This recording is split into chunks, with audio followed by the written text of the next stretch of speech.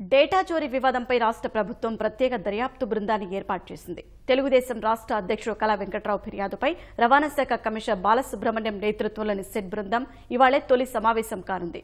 నేరపూరిత కుట్రతో కొందరు తెలంగాణ అధికారులు, రాజకీయ పార్టీలు తెలుగుదేశం సమాచారాన్ని తస్కరించారనే ఆరోపణలపై విచారణ జరపనుంది.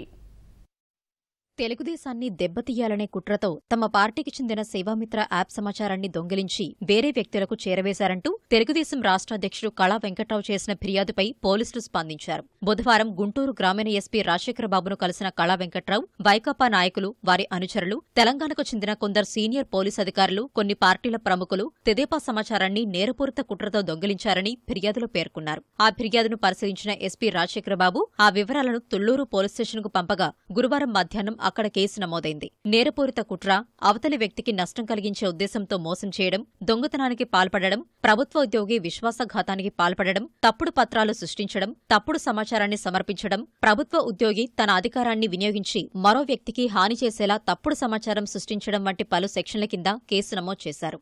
ఈ కేసు సంక్లిష్టతల దృష్ట్యా రాష్ట్ర ప్రభుత్వం ప్రత్యేక దర్యాప్తు బృందాన్ని ఏర్పాటు చేసింది. రవాణా శాఖ కమిషనర్ బాలసుబ్రహ్మణ్యం నేతృత్వంలోని సిట్లో అబ్కారీ శాఖ director Harikumar, SIB SP Ramakrishna, Guntur rural SP Rajasekharababu, CID cyber crime SP Mary Prashanthi, FSL అదనపు SP Rammohan Rao, Visakhapatnam DTC Anil Kumar, CID cyber crime inspector Nagamalleswararao, SI రహీముల్లాను సభ్యులుగా నియమించింది. దర్యాప్తులో అవసరమైతే విశాఖ, విజయవాడ, సిఐడిలో ఏర్పాటు చేసిన సైబర్ పరిజ్ఞానం సిబ్బందిని వినియోగించుకోవచ్చని ఉత్తర్వుల్లో పేర్కొంది. సిట్టు బృందం మంగళగిరిలోని ఏపీ పోలీస్ ప్రధాన కార్యాలయంలో ఈ మధ్యాహ్నం తొలి సమావేశం కానుంది. కేసు దర్యాప్తు తదితర అంశాలను చర్చించనుంది.